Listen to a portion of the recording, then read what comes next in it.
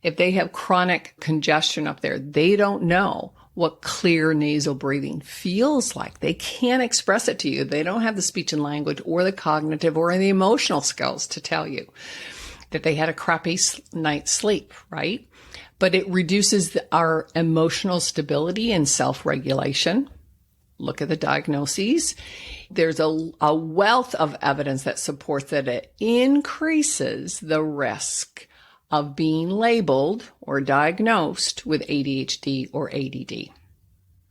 Poor impulse control. I have colleagues who specialize in breathing, orthodontists and craniosacral specialists, that once we fix the alignment and the malocclusion and improve the nasal passage and then train them to become nasal breathers, then these symptoms of ADD or ADHD or poor self-regulation or impulse control or any of those things seem to dissipate.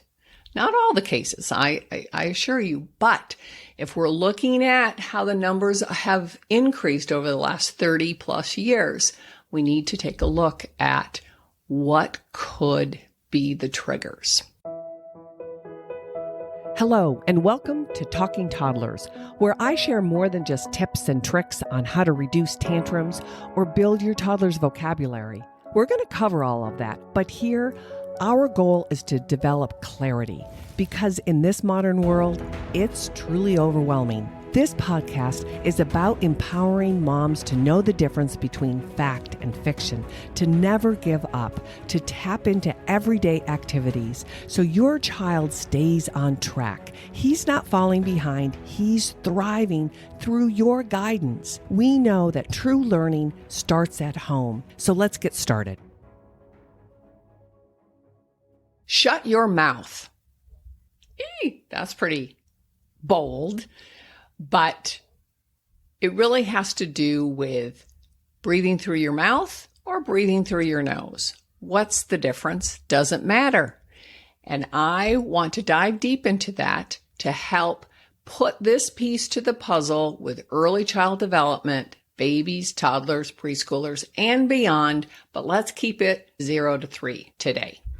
So before I dive into specifics of what I've learned, what I'm learning, and what I'm bringing to the table, please understand, I'm putting a little caveat there. I am not a medical physician. I'm not an orthodontist or a dentist, a nutritionist, or any of those ists.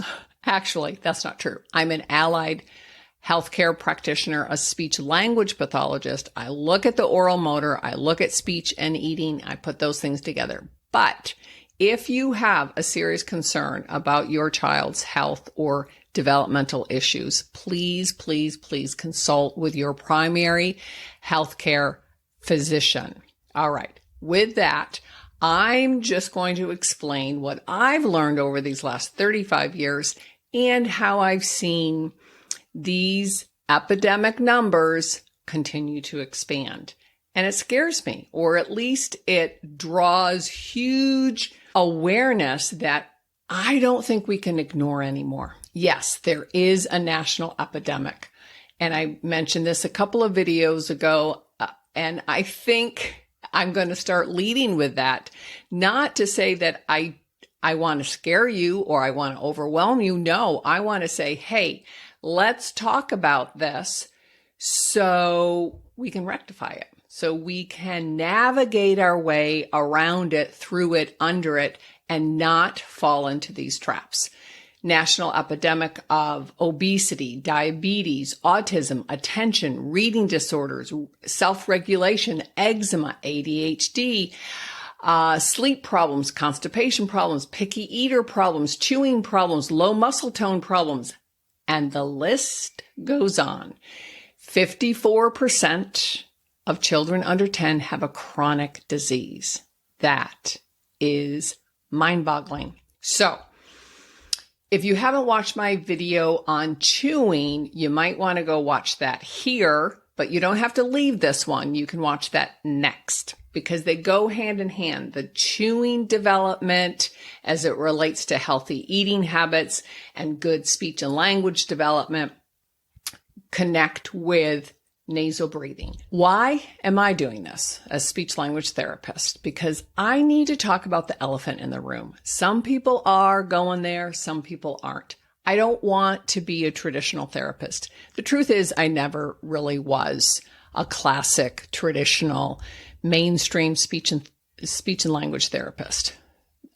Even in a private setting, I always thought outside the box. I thought, what else could be contributing? What else is going on with our kids? Even back in the 1990s, where I reflect back and I think, it was a little less complicated. But I still believed that things were happening in our modern world that were affecting the way our children were growing and learning and developing. So, in talking about nutrition or dietary choices or health lifestyle choices, right? How much we move, do we go outside? How much screen time? What kinds of food do we eat? All of these things I know is very, very, or are very, very personal, and they're uncomfortable. But I'm here to say we all can do hard things. And talking about this might be uncomfortable, but let's do it because your baby, your toddler, your family are in your hands and you are in the driver's seat. And because it's so personal, I'm just encouraging you, challenging you to open your heart, let go of some of your ego, and realize that it's more important to be honest than to get sucked into the mainstream and be like everybody else. Because the numbers, as I said over and over again, are escalating. And yes, this stuff is challenging. It's challenging, I think, because it's more personal. The work or the strategies I try to share is not all that challenging. It just takes a different mindset. And so we have to believe in ourselves. We as the therapists, as the leaders who are sharing this information, we have to be more honest with you guys. And you have to try to find it in your heart to think more boldly. And if you're not ready, I get that. You can come back later. But if you're motivated to not fall into these statistics, then stay with me. Okay. So, nasal versus mouth breathing. Let's look at it logically, right? Nasal seems to be the most obvious. We breathe in our nose, and don't we just breathe out our mouth? That's a lot of yoga stuff. I've been practicing yoga on and off for, 15, 20 years. And I know my practice is a lot better when I only breathe through my nose. Now, there are some breathing techniques that you can exhale through your mouth, but that's different. But the most logical part of nasal breathing is that it warms and humidifies the air, right? It increases our respiratory health because it's humidified and warmed. It's the only way that our body can produce a substance called nitric oxide. And I don't know if you've heard of that term or not, but it's a stimulant that supports healthy cardiovascular and immune development or immune systems. And so nitric oxide we need, but the only way our body can produce it is through inhaling through our nose. And nasal breathing also increases our oxygen levels, and it reduces the chance of small particles being inhaled through our mouth into our lungs. And so it's the healthiest way to really breathe. And it's the way that our God, our higher power, designed us, and there's a reason for it. And so when we can't naturally breathe through our nose, we have to look at why. You can't just let it go. So the other piece is that 90% of children who present with severely crooked teeth, which was me, ran in my family. Grinding, which was me. Another name for grinding your teeth is bruxing. A lot of kids do that these days. And that's because the jaw is out of alignment. And again, if you haven't watched my chewing video, you can watch that next. There's a malocclusion. So a malocclusion is just when the bite comes down, it's not in good alignment, that your back teeth or front teeth are off. You can have the jaw jutting forward or right or left. It can come in all different forms and sizes. And then these things compromise nasal breathing. When we don't have good jaw closure, and again, I talked about that before, but then we can't relax enough to breathe through our nose. And then the passage is all misaligned and we have trouble, right? And so I've been surprised over, I'd say, the last 10 to 15 years, how parents have come into my office. I no longer work one-to-one, but over those years where congested nasal just was part of the package and that mouth breathing was just, part of this phase and he'll outgrow it. And that's not true. They typically don't outgrow it. Mouth breathing also disrupts sleep. And I think that's more in the news or more prominent, mostly with older people, or I say with adults. It's not even older people. It can be 20 or 30 something, your age group, but not even just my age group. And so it's more common, but just because it's more common doesn't mean that it's healthy or optimal or beneficial. And most of the time it's detrimental. So when we have disrupted sleep patterns, and sometimes your child, your baby, your toddler, your preschooler, they don't know the difference. And I say this a lot. They don't know if they have chronic digestive upsets. They don't know what a normal digestive system feels like. If they have chronic congestion up there, they don't know what clear nasal breathing feels like. They can't express it to you. They don't have the speech and language or the cognitive or the emotional skills to tell you that they had a crappy night's sleep, right? But it reduces our emotional stability and self-regulation. Look at the diagnoses. It also, there's a wealth of evidence that supports that it increases the risk of being labeled or diagnosed with ADHD or ADD, poor impulse control, right? And there's a wealth of information around there. At the same time that, I have colleagues who specialize in breathing, orthodontists and craniosacral specialists, that once we fix the alignment and the malocclusion and improve the nasal passage and then train them to become nasal breathers, then these symptoms of ADD or ADHD or poor self-regulation or impulse control or any of those things seem to dissipate. Not all the cases, I assure you, but if we're looking at how the numbers have increased over the last 30 plus years, we need to take a look at what could be the triggers, right? So that leads a lot of people, especially in the orthodontic world, that are suggesting maybe this is a misdiagnosed case, right? When we have poor oxygen and poor nitric oxide, that also tells our body that we're just low on energy and we have to conserve what we do have just to survive.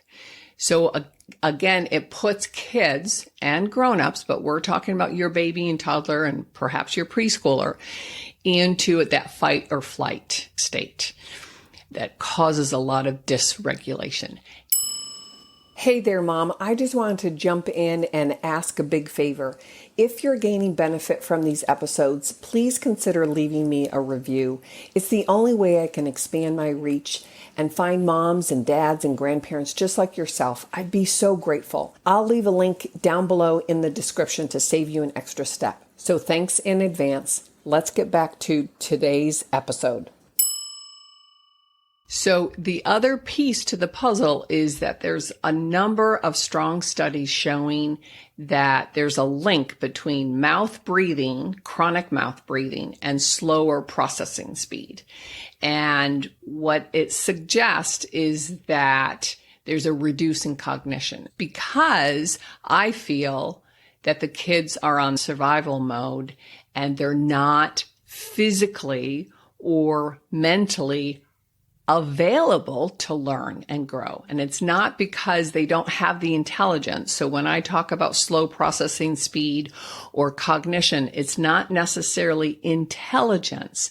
It's how they interact with the world, and it's that reciprocal processing engagement. But if we're feeling crappy, low energy, disconnected, and it's hard to breathe and get oxygen or nitric oxide, and there's restriction in the whole blood uptake, that whole circular system, because of lack of oxygen, they're not going to be available to listen to your directions or listen to the story or enjoy, running around in the backyard. That's not going to necessarily serve them because they're still on survival mode. Okay. So you might be asking, once again, why is a speech language therapist and early child development looking at this? Because I like science. I like biology. I love children and watching them grow and learn and develop. And when they struggle, it breaks my heart. When they struggle, it breaks your heart. And then there's this disconnect. And so a couple of books that I've read recently in the last couple of years, I keep going back to. One is called Close Your Mouth by Patrick McEwen, and the other one is Breathe, The New Science of the Lost Art. And that's the more recent. I think it came out a couple of years ago by James Nestor, and that is mind-boggling to me. It's great for new parents like yourself, as well as looking at our partner, our family members. And it's not just in the last 20 or 30 years. It's been happening probably for the last several hundred years. But we're talking about the modern world today. And the remarkable thing about what James Nestor did, because he's not a scientist, he's a journalist, right? So he went out to the scientists and put himself through these incredible experiments and really improved his quality of life, improved his facial structures, improved his health and well-being, and really looked at what can we do easily, in some cases, to improve this, to mitigate this, to reduce the risk of being misdiagnosed with ADHD or to have chronic sleep disorder that I know young children who have been put on CPAP machines. And again, it breaks my heart. Why I'm bringing it to your awareness is because it's how eating and talking are two sides of the same coin. Well, chewing and nasal breathing are two sides of the same coin. We like to pull things apart and compartmentalize them and show territory. And I'm trying to talk about the many, many elephants in the room, trying to connect some of the dots and bring these questions and this insight to you guys so you can say, let me take a closer look. And if you're motivated, then you will. And if you're curious, then you will. And some of you don't want to hear it and you're not ready. I get that. And I'm going to be really honest. And there's going to be people that say that I'm full of crap. That's okay. But I know what I've seen. And a a man that I've recently started following on YouTube's, and that's a whole different story, but he coined this acronym called MOAT, my own two eyes. And I thought, that's brilliant. I want the adults in the room, no matter what age you are, but to use your own two eyes and use discernment and judgment. Do your own research. Look up these Close Your Mouth book and Breathe book. Check it out. And then look at what causes some of these nasal occlusions and these misalignment in the mouth. And a lot of it has to do with poor jaw strength and stability and alignment, poor chewing. And that then bleeds into, then you have to ask the next question is, well, what do? Let's look at our diet, our food choices. And there's a lot of argument, or there's a lot of controversy between the two schools of thought. Is it the highly processed foods that we look at, or is it just that we're bad chewers and haven't been properly taught? And I look at it, the chicken or the egg. I think our ability to chew and to build good facial strength and alignment and jaw stability is because of the food choices. And so we have to, again, just moat, right? My own two eyes. I just look at it and realize that I know when I went through a period of bruxing or grinding my teeth, one was when I was in graduate school and I got a bite block, right, that you could sleep with.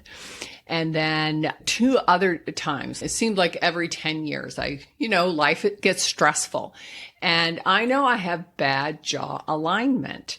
And so I worked on my breath support as I went to sleep, as I woke up, and my chewing and my swallowing. And I improved. I mean, I never took measurements or any of that, but I improved my alignment at rest and during sleep. So I would no longer grind my teeth and brux to the point where I would wake up my husband. So if your child is presenting with any of these issues, you need to talk to someone and figure it out. As I've indicated, that poor chewing skills, weak muscles, weak masseter muscles, weak general posture, right? Your alignment at rest will then cause an open mouth breathing.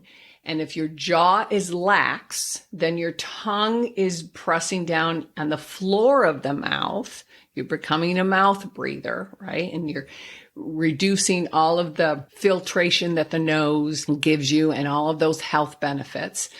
But then you're lethargic, you're tired, you're cranky, and it's hard to chew. So you're going to gravitate toward easy chewing foods that melt in your mouth. Purees, pouches, soft, highly processed crackers and pasta. Nothing that requires effort because you're too bloody tired. You and I have had a head cold, a simple little head cold, and we're trying to eat dinner, and it's just exhausting. Not only because I've been breathing through my mouth for the last day or two because of my head cold and my congestion, but when we're chewing properly with our lips closed, but if we can't breathe through our nose, we're tired. So again, it becomes this catch-22.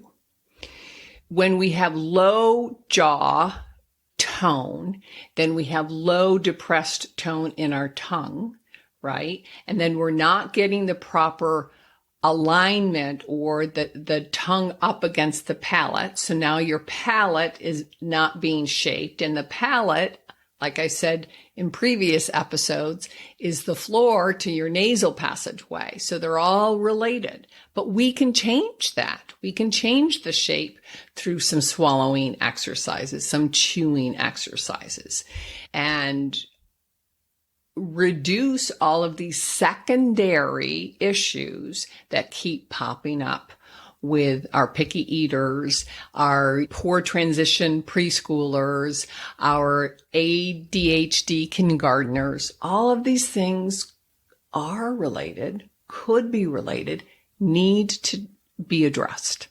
What are some of the steps? I have a couple of quick steps. One is, the first step is look at the most common food allergies. And I think that that's always a safe bet, right? That look at wheat. I thought I was crazy back in the 1990s when I started exercising with a personal trainer, and he said, you have to cut out all wheat.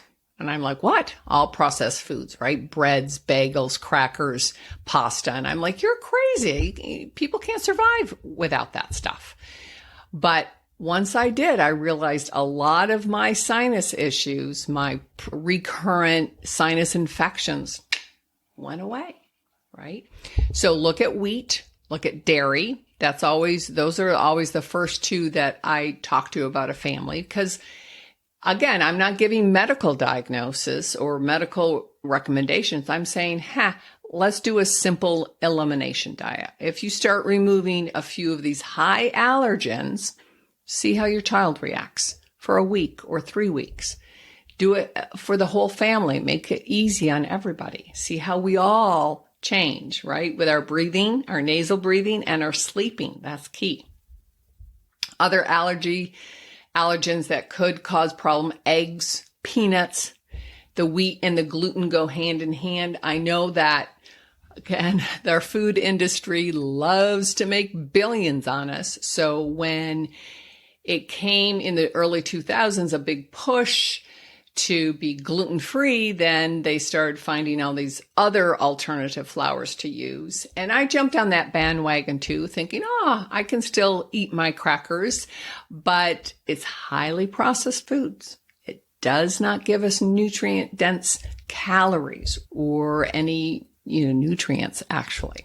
And then soy. So wheat, dairy, soy, eggs, peanuts, and gluten. And there are a couple of complications with peanuts, and you can do your own research regarding them, but the vast majority of even the organic ones, I believe, still have mold on them. So you might want to reconsider and use a different nut butter if you're into that.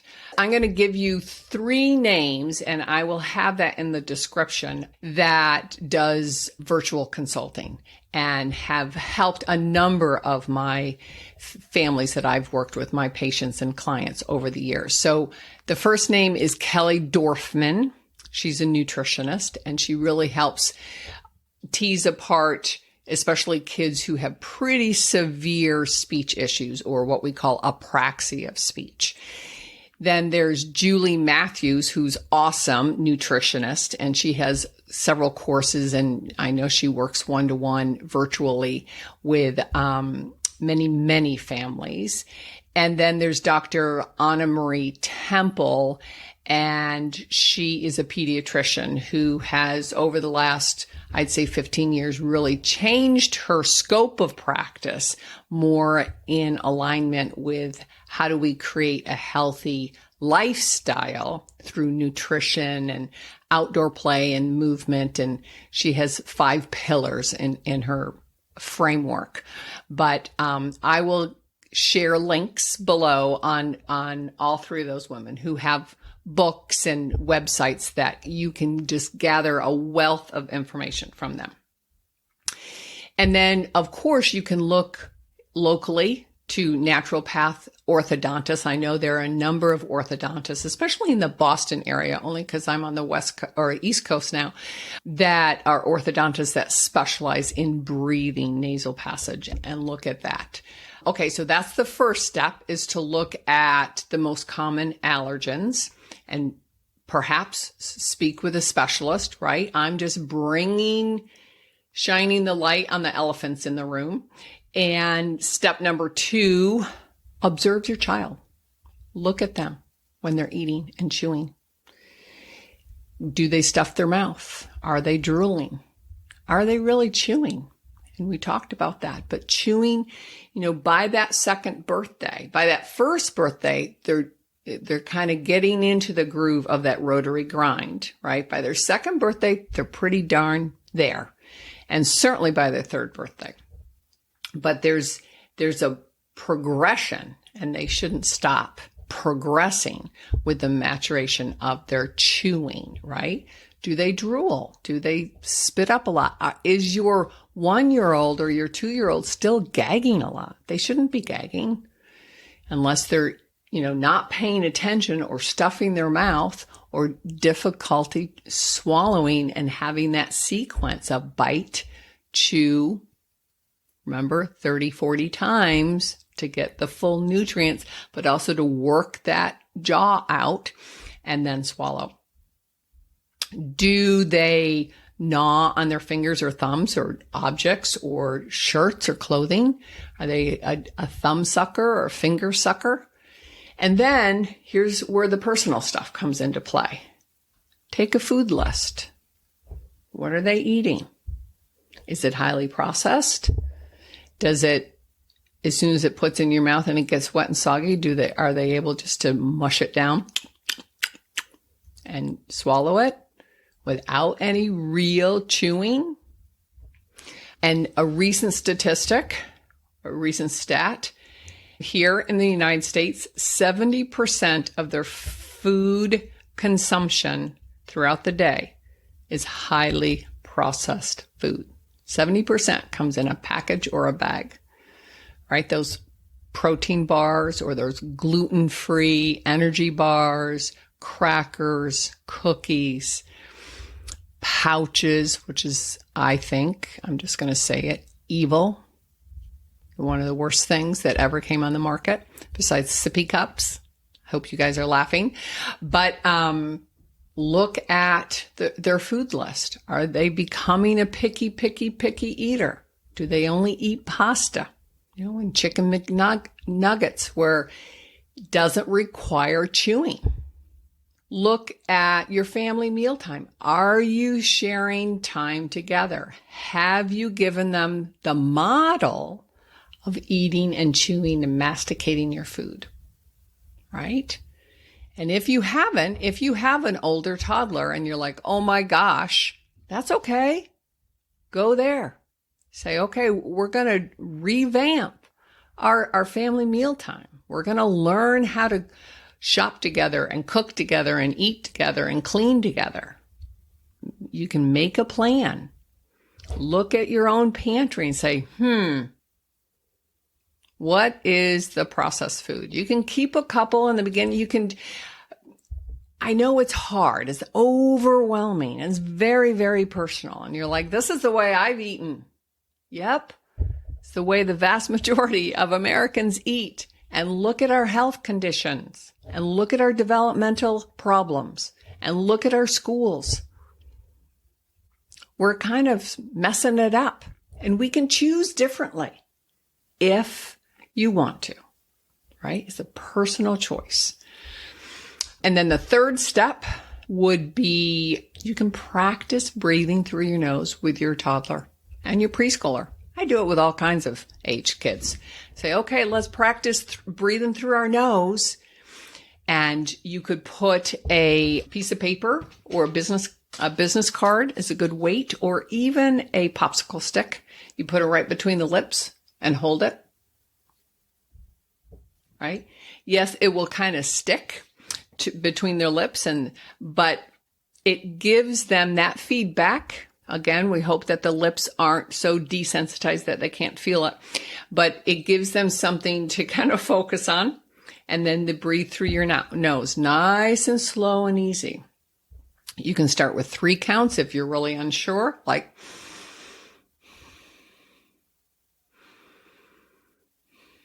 and you're going to want to laugh, right? You can do 3 counts and then 5 counts, and then he can count with you.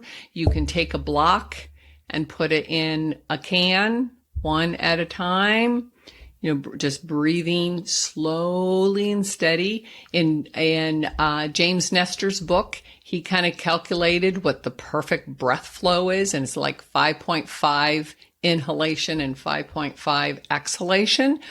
But if you really want to calm down the body and get in kind of that flow state, then it's 5 inhale and then 8 to 10 exhale. And you and I can do that. maybe an older child. Your toddler's not going to really be able to do that, but a nice inhalation and exhalation. And remember, the mirror neurons, they will do what we do. If we think it's fun and charming, they will follow suit. I assure you. Okay. So, but make it a game. Count to 5 or 10. See if you can get longer and longer and just do it. It's a nice way to get kind of calm and self-regulated before you start to eat, right?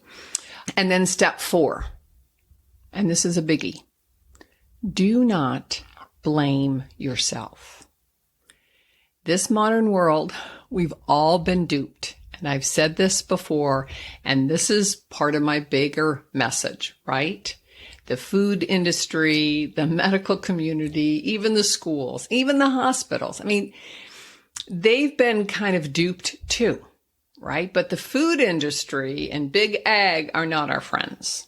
That's just it. It's just true, right? Because, take something over the counter to clear his nasal congestion. He's allergic to this, so you can take these allergy pills. No. Figure out what is triggering him or what most of us are triggered by. Some of us are just a little bit sensitive. Some of us are full blown, right? And so this is another big thing that I've learned and witnessed over the last 10 or 15 years, that we're all affected by wheat and gluten, right? The way that the Americans process it is not healthy for our human bodies. So we have to step back and say, okay, now that I'm a mom, now that I'm a parent, now that I'm in charge of these beautiful human beings, right? God gave them to you to steward, to guide, to love, to protect. And as I'm always saying here, you don't know what you don't know. And part of my mission is to bring it to the light and to say, okay, how can you do it differently? And you can take step by step by just maybe removing some of those things, wheat and dairy, and see what happens, right? Do some breathing games before you start to eat. Focus on good, high quality, fatty meats. And, on the side, you can have some vegetables. Anything that requires chewing. And then once in a while, you can have some healthy fruit. And we'll talk about food in the next video here, but how do you make these steps to clean out your pantry, to reorganize yourself, because you're doing the best you can. And part of my learning curve over these last 3.5 decades has been to realize how everything is connected and related, right? Yes, you're going to have these anomalies, right? You're going to have some severe allergies, or you're going to have a child who really does have a clinical diagnosis of attention deficit disorder or severe autism or any of the other diagnoses that we've talked about. But the escalation of these numbers, there has to be something going on with our modern lifestyle that is impacting us. And it doesn't mean that you can't have, these special things once in a while, but it shouldn't be your main staple. And if a child is having difficulty learning how to chew and masticate by his first birthday and his second birthday, and certainly by his third birthday, then you have to look at what's going on in the environment, okay? And nasal breathing affects all kinds of health, right? So it disrupts the sleep, which makes us cranky and grumpy.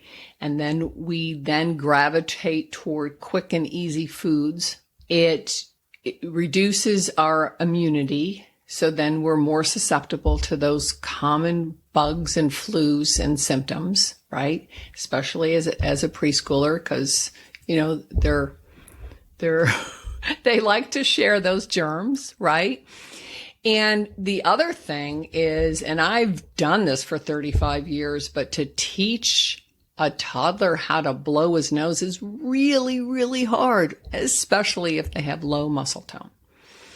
And so the next time you blow your nose, I want you to think about what you're doing in your mouth in order to push that air pressure out through your nasal cavity to blow out your mucus or snot or whatever it is. And so that's not an easy thing to do. Kids can do it if they have good self-regulation, if they have good sensory system and good proprioception. It's kind of a natural reflex. It's not really a reflex, but it's a natural output that kids can get the hang of pretty easily if they're pretty healthy in their upper respiratory system. So all of these things I just want you to think about and pull it together, right? Look at, the food allergens, look at how's he chewing and what's the food list look like, right?